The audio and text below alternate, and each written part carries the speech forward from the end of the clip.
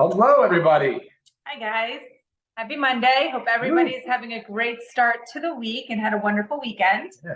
We'll start streaming next week, too. I know you guys a lot are asking about it. Well, I'll set it up so it streams. Sorry about that. We're still right now just recording it and posting it to YouTube. But that way everything will be done the same way. Yeah, you can just log into YouTube and stream it and see it. Yes. So today we're here with our newest launch. Much anticipated. Yeah. Methylene blue. Oh, okay. Right.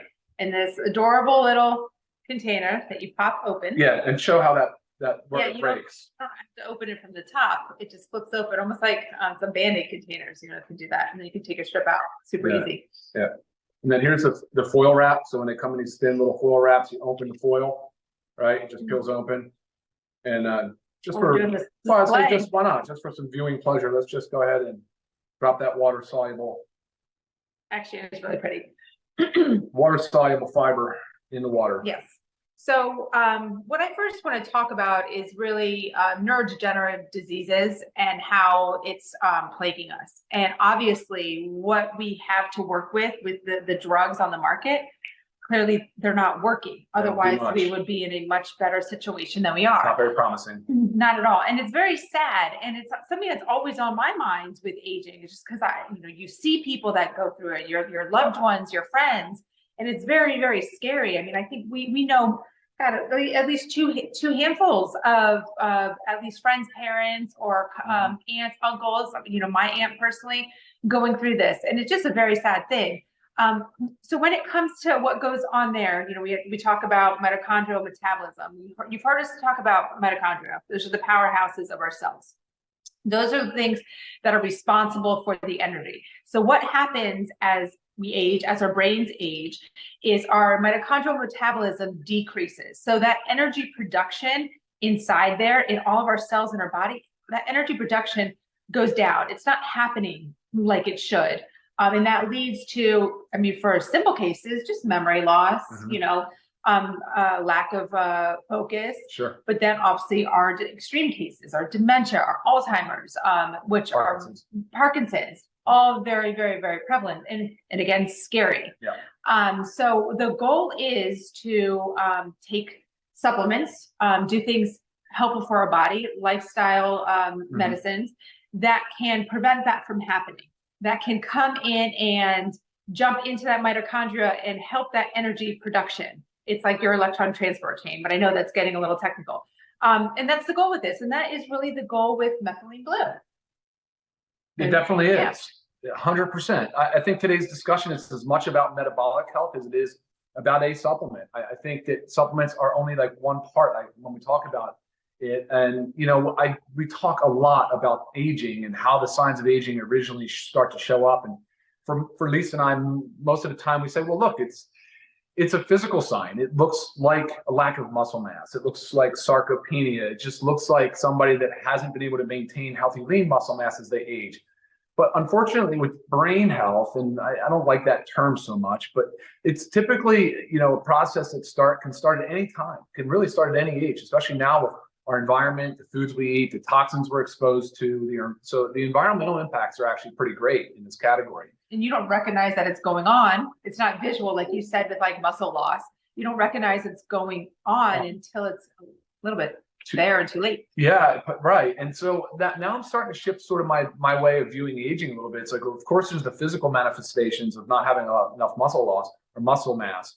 But then you start thinking about the way the brain health sort of the transgression of like the way it changes and evolves and how early of an age it can set in. And you can start with like, you hear people describe as brain fog or lack of focus or inattention, that kind of stuff. Or so anyway, that's really like when I think about this discussion, I'm thinking metabolic health. And what does that even mean? She talked about mitochondria, she talked about electron transport chain, but really it's about like metabolism. Maybe we just can use that word as metabolic so that we're thinking about the movement of energy and how our bodies derive energy, and specifically how our brain is using the energy that's created, and ways to optimize it. With metabolism, I'm sure your first thought is like we talk about, we want to increase our metabolism in our bodies so we can lose weight, right? that's increasing the energy production. So it's the same thing, but it's going inside, it's in the cell, right, on a cellular level. sure, yeah, exactly. So I think that's what we should do. I think we should talk a little bit about the way the mitochondria works, the way that our energy is moved. It's not created or destroyed. It's a transfer of energy, and the way that aging sort of starts to slow down that whole entire process. So Okay. all right, so cellular health. So think about the brain as being an energy demand center, a very high energy demand center, the brain and the heart. But the brain is only about 2% of our body weight, yet is about 20% of our energy consumption. And the brain also, along with the spinal cord, is considered the central nervous system. And there's an entire barrier, it's called the blood-brain barrier, that protects the central nervous system. And so what that does, it's designed so that toxic metabolites and things can't really easily cross it and get into the CNS. That's the whole idea. And we'll come back to that in a few minutes when we start talking about methylene blue and exactly how it works. But within the cells, just on a basic cellular level, we learned in like high school biology, I still learned the word powerhouse, but the mitochondria act as powerhouses. That's where the energy is transferred. It gets moved and it gets designed or put into a way that the body can use. So within the mitochondria, you actually have a process called the electron transport chain. And that's the process. And I'm going to use an analogy similar to like a train going down the tracks. So for cellular energy, typically it's glucose. For normal respiration energy, it'll use glucose. And it'll burn up the glucose and it'll create metabolites, which typically in this case are oxidants or free radicals. So a train is going down the tracks burning coal. Well, it's transferring its energy, it's making energy, and then it's creating toxic metabolites in the form of smoke. And so the body has a very big job of cleaning up this mess. And it's a constant mess that it's going through and cleaning up. And as we age, sometimes those systems start to break down. A typical cell, I think, has between 1,000 and 2,000 mitochondria. But again, as we age, we're constantly tearing them down, building new, making new. And over time, as we start to see the system sort of break down, I think that's when you start seeing the signs of aging and the signs of disease really start to set in. It's a mitochondrial-based disease process. And it seems like that's really where most of our anti-aging experts and longevity pioneers are really putting a lot of effort into this category. Yeah. So, all right, cool. Let me see what I have for my notes. I think we can talk about methylene blue then now, Lisa. Why don't we go into that? So, all right, first of all, guys, this came up with Lisa and I as we're talking. Do me a favor and be aware of your searches, your internet searches. You will find stuff out there that is not accurate. There's a lot of misinformation on this topic. So just don't, try to validate or verify the source of information that you're getting. Methylene blue has been around for over a century, probably 150 years or so. It was originally developed as a synthetic dye. It is in the form of a salt. It later was found, because the way that it was being used to dye slides and for microbiology, that they identified that it was killing viruses and bacteria. And eventually it was used as a treatment for malaria. So widely known for treating malaria. Scientists then started to really study this molecule significantly. I think the World Health Organization still has it listed as an essential medicine because of its utility. But what's cool about methylene blue is that it's a really small molecule, and it has both water-loving and fat-loving properties. And that's key for the blood-brain barrier. I was going to say, because it readily crosses the blood-brain barrier. It goes quickly across, mostly because of its fat-loving properties, and then of course being like, 300 some Daltons. It's a small molecule, but by doing so, it really gets right into the brain and the spinal column. And that's where we'll start to talk about the way that this thing works, the mechanism of action, and of course we'll start talking about dosing, some of the side effects, and all of those as well. Okay, awesome. So, yeah. Okay, cool. All right.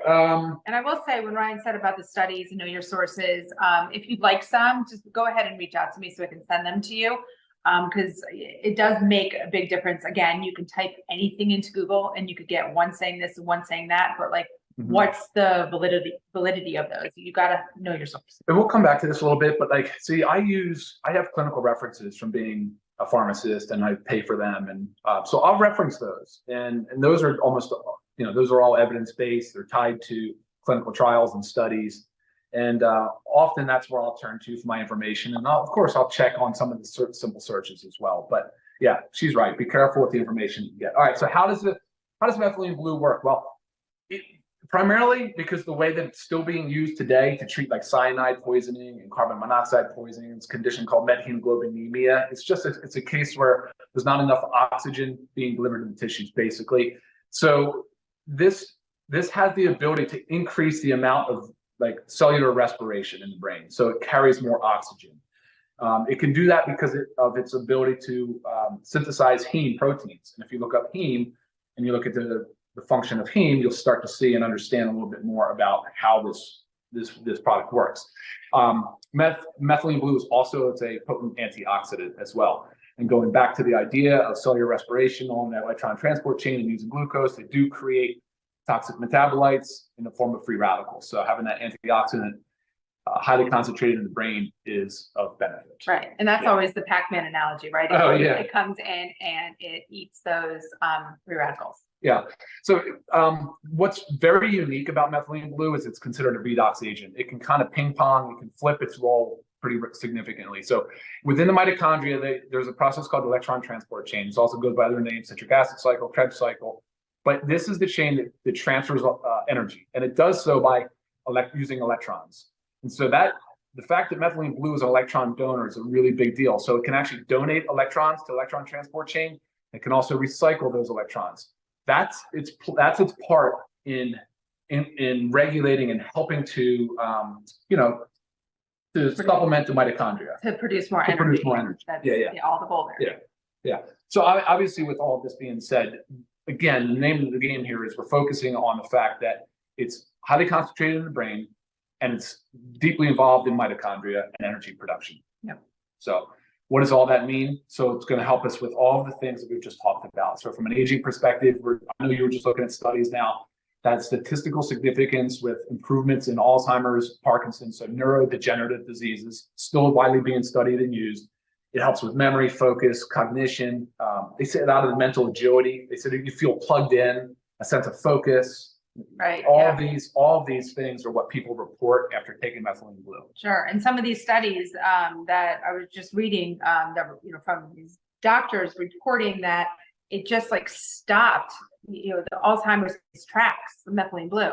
And it's just kind of crazy to like hear that such a strong point. Like, wow. And so I'd love to, again, share those with you guys if you're interested in that. But it's just so many promising benefits. And again, what we have our hands on from the medical system right now for brain health is just so limited, and it's just not working. It's not working. It's not working. And it's killing. I mean, it's our caregivers are the ones that suffer the most burden. So shout out to all you caregivers out there. I know how difficult that is on you. But we haven't even started seeing the real fallout and the pain from this, unfortunately, this growth of the chronic disease that we're seeing. So we've got to start doing a lot more about it. And look, hopefully methylene blue resonates with you. And if it does, great. But the point of today's conversation is just to share our thoughts on how this can possibly improve your mitochondrial health and potentially have a role in the things we're talking about. Right. So, all right, how do we take it? Let's talk about dosing. Let's talk about the best way to take methylene blue. Let's go to the thing and get some questions, and we'll see, because I get a lot of questions. So right now, first question, you want to answer? You want to go? Pharmaceutical grade. That's the big one. You would go there. All right. I've had like 5 emails. So from pharmacy perspective, is it pharmaceutical grade? You guys are absolutely right for asking the question about the grade of methylene blue, because it is there's industrial dyes out there that are like covered in metals, high in metal content. So you're absolutely spot on to be asking about what grade it is. Now, look, the reality is that nothing is really pharmaceutical grade unless you're in pharmaceutical manufacturing. However, with that said, this is in fact methylene blue USP. All right, USP would be considered the equivalent or the source for pharmaceutical grade manufacturing. That's really, really important. So we'll load the certificate of analysis as well as the metals test up on the website so you guys can reference that, because that's a problem. So if you're using other methylene blues, just make sure that they have USP, make sure they have their metal testing, and take a look at the C of A to just look at the C of A as well. But the metal testing would be separate. So, all right, that's a big one. And good question. All right, what else? Anything? I think that was really the dosing. I think I get a lot of, and drug interactions. Yeah. All right. So dosing is published most to do with intravenous. So intravenous use is common with methylene blue. All hospitals have it on hand. A lot of functional medical their clinics do methylene blue IVs. Yep. So looking even at the clinical literature shows about 1 to 2 milligrams per kilogram per day. That's typically IV usage. You're seeing 0.5 to 4, so 0.5 milligrams to 4 milligrams per kilogram per day IV. And so if you assume the fact that there's 100% absorption bioavailability in IV, which is what you should do, then orally dosing, you would think you would need more. But however, more is not always better, especially with methylene blue. There's a hermetic dose response with methylene blue. You potentially could have the reverse effect at high doses. So what are those high doses? High doses are probably anything over 10 milligrams per kilogram per day. Like that would be extremely high, right? And that's just per kilogram means it's 2.2 pounds in a kilogram. But let's just assume it's an even 2 and we'll cut it in half. So I said it would be 10 milligrams per kilogram. Let's just do 5 milligrams per pound. For me, that'd be 1,000 milligrams in a day. I weigh 210 roughly. It'd be 1,000 milligrams in one day. This is 20 milligrams per film. And there's 15 films in the box, right? So we're not talking about high dosages here. We are not even anywhere even close. As a matter of fact, the low dose range is about 20 milligrams to 60 milligrams orally. So we're on the low of the low, but at 20 milligrams has been shown to be plenty effective. That's the point. You don't need to go high in your dosages, and nor should you, because then you can start to run into other problems. So you'll know that, first of all, pregnancy and breastfeeding is contraindicated. Do not consume methylene blue if you're pregnant or breastfeeding. If you have a G6PD genetic mutation, you should not take methylene blue. And if you don't know, that's something you can ask your doctor for, but most people would know. And then, of course, there's the third one, the big one. So what do I do if I'm currently taking an SSRI or an SNRI for mental health or for mood depressive disorder? So the prevailing theory is that this increases serotonin through a mechanism called MAOI. However, that's typically seen in high doses, much higher doses. So at 20 milligrams, the risk, okay, let me back up. The risk would be serotonin syndrome. It's basically when you have too much serotonin and bad things can happen. We're not seeing, I have no evidence, there's no literature, there's nothing to support the fact that 20 milligrams would cause serotonin syndrome. So with that said, I still recommend, no, if you're on an SSRI or an SNRI or any type of antidepressants, an MAOI, which you don't see that often anymore, you should still consult with your provider. And if he says no, hard no, don't touch it, you should say something to the effect, well, 20 milligrams orally doesn't seem to be a high dose. Do you have any literature to support that it'd be a problem for me? Because actually what we're finding is that people that are using this that have mental or mood disorders, they're deriving a tremendous amount of benefit out of it. Sure. You know what I mean? So I hate for people to get stuck in this misinformation loop where they just don't know what to do and they get scared and they become paralyzed with fear, and unfortunately, I feel like that's very unfortunate. So anyway, do a little bit of digging. If you need some literature from me, I'll be happy to supply it to you. No problem at all. So again, dosing wise, I think we're in a good situation here at 20 milligrams. It's per film. There's 15 films per box. We suggest using one every other day. That's why there's 15 in there for a 30-day supply. And if you want to take it 15 days straight in a row, you can do that as well. If you want to take it for 2 months straight in a row, you can do that as well. But my message, and Lisa, I think, agrees, is that we're actually trying to help you restore the normal function of your mitochondria. And this is one part or one, say, tool in your belt to help you do that. Right. So say, I know I've had the question, can you just take one when you need a little bit of mood enhancing? Yeah. So one here, one there, one there. Mm-hmm. Sure, you can. But again, the goal is to get that mitochondrial functioning properly to prevent that mitochondrial metabolism, the decrease that happens as our brains age. So it's just like when you take supplements on a regular basis. It's, you're not just taking your vitamin D one day here because you didn't maybe get outside enough. You're taking it to maintain a level. So there's a purpose. There's a purpose. So methylene blue is good in fasting. I don't think I would not recommend this later in the day near bedtime. It doesn't make sense to me. I like it first thing in the morning. Because it does. Yeah, and especially if you're still intermittent fasting, it does increase autophagy. So that's the cleanup of the cell. It's taking out the junk of the cell. So it can help with that process as well. And there's another part to this. I would like for you guys, if it's possible, once you take methylene blue, you can go out and seek natural sunlight. And by doing so, it actually increases this, it provides a synergistic response to the mitochondria. It can actually help sort of provide more ATP and increase the mitochondria. Right. And if you don't have sunlight, I have had this question a lot. If you have any form of red light therapy access to in your home or in, a facility, that's really where the studies are done on it. Because that's how it's controlled, but it doesn't have to be a lot, right? Like No, it could just be 10 minutes, a lot, max. but it doesn't have to be full body. I mean, you could just have a little bit of, pounds, there's handheld little red light things for that people use for, pain and stuff. You could use that red light. It's called photobiomodulation. That's the way that this photon energy from the sun or the light helps increase the cellular respiration and mitochondria function. So definitely check that out. Within 30 minutes of taking it, go out, you can get 5, 15, 20 minutes of sunlight, just exposing your skin to it. And I think that's good for us as a whole anyway. Right. I mean, I honestly, personally, I love taking it before like a morning walk in the sun. Because during my walks is where my wheels are spinning a lot, lots of thinking and planning and stuff going on. Carrying a rock, yeah. So I really like it for that. It kind of gets it all done. But you do it how it works for you. Again, Ryan said there's 15 films in here, and I'm just going to throw out the price there because to me this is crazy. For members, it's only $12.95. So 30-day supply of methylene blue for $12.95. Crazy. Non-members, the retail price $19.95.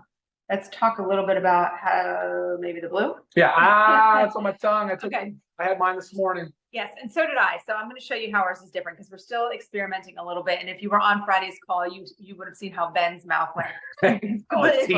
So what Ben did is he put the film in his mouth, let it completely dissolve, but he let it all go in, his mouth. That's going to leave you a lot of blue. If you want that, go for it. But we're typically talking to people and seeing people, and yeah, it's a great conversation starter, but we don't want blue mouths all day. So I'm going to show you mine. Oh, not bad, really not Just much. my very back. So what I did is I took the film, horizontal. I set it down in the back I kept my mouth open. As you can feel, it starts to dissolve on your tongue. I just swallowed water. So it dissolves very, very fast. So I didn't close my mouth, so it didn't go into the saliva all over and get everything blue. So I think that is going to be the way I do it, unless I really want blue. Cool. Yeah. Awesome. So figure out what works for you. Depending on where you place it on your tongue, I think this is a thing too, because obviously our taste buds are all different. They're different sections of our tongue. You might feel a little bit more bitter somewhere, might feel a little bit more minty somewhere. When I put it in the back this time, I had nothing. Right. I didn't even have mint. It was kind of weird. It just was like a neutral flavor. So yeah, it can cause numbness and tingling a little bit. Has a weird. That's completely normal. It will go away. How long does the blue last? 2 to 3 hours.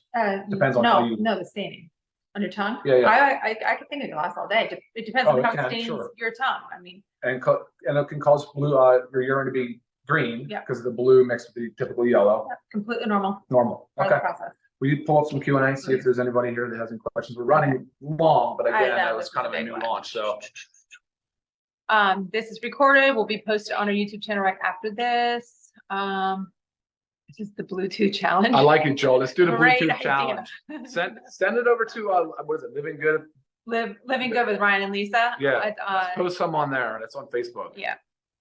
That would actually be pretty funny, Joel. You answered that, but you said. Yeah. It's for Becky. Yes. Yeah. Hey, Becky. So you asked if you can take more of his brief at the start. You don't need to. As a matter of fact, I'm encouraging people to seek out more of a lifestyle approach to improving the mitochondrial function. But certainly, you could take this more than once a day. The oral suggested dose that I found on the clinical to deal with ifosfamide poisoning is like 50 milligrams 6 times a day. That's 300 milligrams orally. We're only talking about 20 milligrams of film. So if you did, and by the way, you can cut them in half. You could do 10 milligrams at a time. You could do 20 twice a day, 40. You figure out what works for you. There is quite a bit out there. I suggest you do some searching with how this product relates to autism, because we're showing there's obviously that's being studied as well. Yeah, we did stir the cup. So you're not drinking this in water. You can. Yeah, people ask if you want to drink it, you can drink it. You can put it in a few ounces of water. Having like blue smile. I don't see, but if you just did it in a few ounces of water, not as much as this, you could. I don't know. I haven't done it, but maybe I will, and I'll report back. Or you guys can let me know. Right. But it's water soluble fiber. If you notice the ingredients, it's really minimal. It's kind of neat the way that the films work and the way that they're formulated. The COA kit. I'll send it to the tech today. I should have already done that. My apologies, but I'll send it up to the tech support today. I feel like what happens sometimes we get so excited right when something arrives in the warehouse that I think Leslie, you might have already heard me answer this, but the form is methylene blue, not USP. It's USP form. Age is 18 plus. Yeah, 18 plus. But I read a lot of reports of being used in children and pets. That's not what this is formulated for, but. So Judy, that's an interesting one. So the question is it similar to NAD? Well, I mean, NAD, of course, if you research it, is involved in the electron transport chain, but NAD is another one where you could potentially upregulate. Your body could build a tolerance to it. With methylene blue, that's not the case. NAD is also very difficult to get in the form of NAD. So you'd either have to do it in injection and IV, but not really bioavailable orally. But good question, because NAD is a big part of the mitochondrial health. Yes, we talked about helping with memory loss. Memory, big thing with memory. This is a question I got. Yeah, I don't see any real contraindications as far as age goes for elderly. Actually, it's being used now in advanced stages of people that have neurodegenerative diseases. So you're seeing it used in the elderly. I did answer that question from Riley about interactions with Zoloft. I would say just go back and listen to the Zoom if you missed that part, but not at this dose. I'm not concerned about it, but I still tell you that you should seek out approval from your medical provider, just because I think it's prudent. Oh, question about the dentures. Will it stay in the dentures? That's a dentist question. Maybe you can ask, I don't know, maybe they'll have an answer for that for you. There are no adjustments. So there's a question from Lottie about how do you have to change the dose if your kidneys are compromised? I should know that answer, and I don't. I didn't think there was any dosage adjustments for like renal insufficiency. I will look at that though. Let me get back to you on any dosage adjustments or contraindications with kidney disease. Yeah, Sarah, I think you should get doctor approval because there's other meds on board that could interact. Yes. The blue tongue can last all day depending on how you apply it, whether the back of the tongue or the front of the tongue. Oh, you'll start feel. So there's a question from Lisa. How long does it take to see a change? You'll feel it actually. You'll feel a sense of connection, focus, energy, mental, like agility is a word I've used. I mean, it just feels different, especially if you seek out some sun or red light. Right. Yeah. Short-term memory loss, long-term memory loss. I've heard people compare this to a ADHD medication. People have actually made that analogy that they felt like as if they were taking something for focus.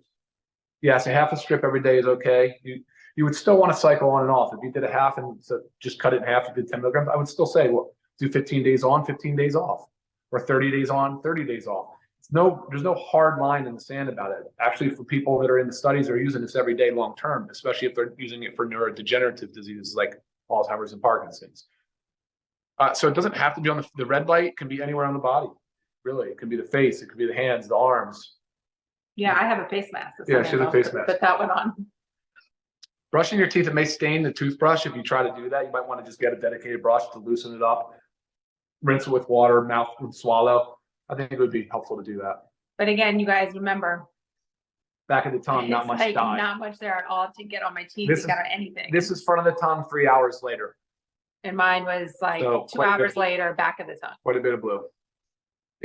Michelle, USP is added on the website, I think, or it should be you'll see it on the actual back of the box in the ingredients. Which is also on the website. Yeah. So you're right. It's not on the front, but on the back it is, on the panel. A lot of promise with ADHD. A lot of significant good studies encouraging things coming out on it.